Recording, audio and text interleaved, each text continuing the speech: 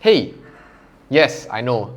Many of you who are subscribed to this channel are probably short-term or long-term Alibaba shareholders, and a majority of my content is revolving around the company itself or probably related to China somehow or another. But I'd just like to say that fundamentally, I'm still a value investor. And for those of you who have been following Sven Kalin, he did author a book titled Modern Value Investing. And yes, I think I do believe in that camp. Anyway, I would just like to provide my thoughts on these new developments about Facebook recently. So of course, as investors, we would always want to seek out the best risk-reward ratio out there in the entire market that is suitable for our own risk profile and that is relevant to our entire portfolio. And I do think that Facebook actually do provide with a very interesting opportunity today. Now, just to put out a disclaimer, yes, I did buy 3 Facebook shares recently at a price of around $310 to $315.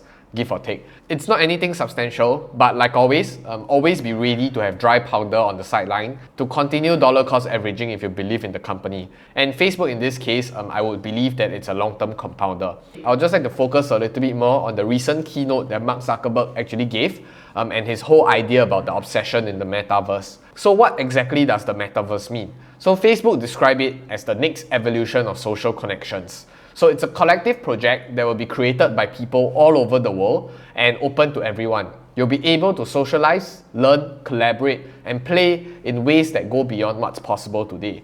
I think this entire idea of a metaverse, of course, people say that, Mark Zuckerberg wishes to control the world, he wishes to create the infrastructure for a new plan. I think this entire idea of a metaverse is just an inevitable evolution of the entire social media or internet platform. Initially, when the internet wasn't even popularized or normalized, everyone was doing face-to-face interaction. We value the social connection, we value the bond, and essentially when the entire world transited online, that's when you have your social media platforms, you have your internet platforms, you have people conducting businesses, conducting transactions.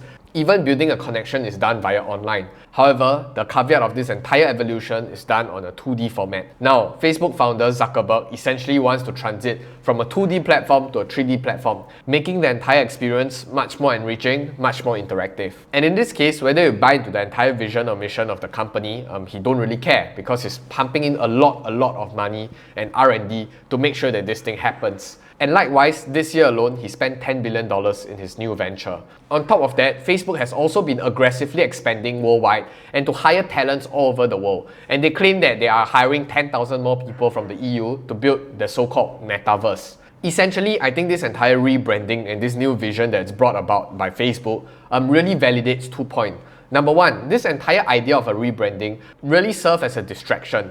Firstly, as you all know, Facebook has been embroiled in a lot of controversies. And recently, there's this whistleblowing event.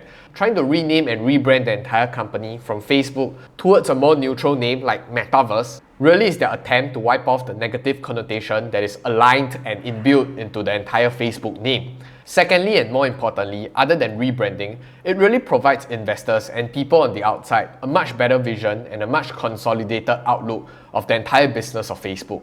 As we all know, there is always a company life cycle. Facebook in its early years really served as the go-to platform for people to interact, socialize, and to build connections. And right now, Facebook is in the maturing stage. It's operating as a social media platform, it's operating as a social media company.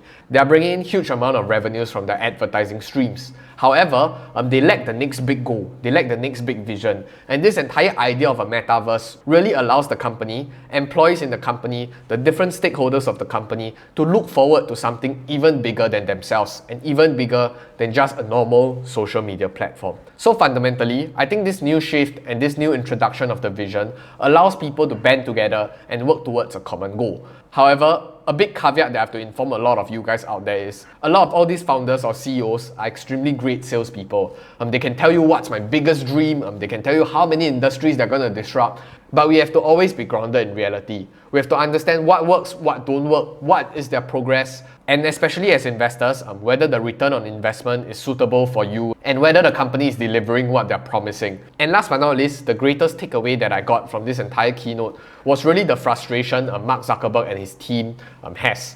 Essentially, Facebook is just a social media company. You can argue that they've built a relatively strong economic moat in their entire ecosystem, ranging from WhatsApp, Instagram, Facebook, etc. However, the biggest problem plaguing the company is the lack of control. They do not have the ability to control any of the underlying infrastructure. And like you all know, the war that broke out between Apple and Facebook, Apple essentially have the ability to command a much higher premium because they have the ability to control their entire user base, while Facebook on the other hand will just be left helpless. So essentially, with this entire creation of the metaverse, if Zuckerberg is able to achieve whatever he claims, Facebook is essentially the master and they are essentially playing God. Because if this entire virtual world actually comes into fruition and they get the buy-ins of many people and many stakeholders into the entire system itself, they essentially hold the key to the entire infrastructure. And think about the amount of industries that they're able to disrupt. Of course, many people are still fixated on the idea that, hey, the metaverse is only for games, it's only for kids, and there's no real-world application. Just think about these few industries. Think about working. If they're able to decentralize the workspace, companies no longer have to rent a workspace for employees to congregate together to ideate. If whatever Facebook claims in the future, regardless of whether they're VR or AR technology, people are able to congregate together. They don't have to leave their house. They just have to put on their goggles. Everybody can meet, ideate, and coordinate in the metaverse.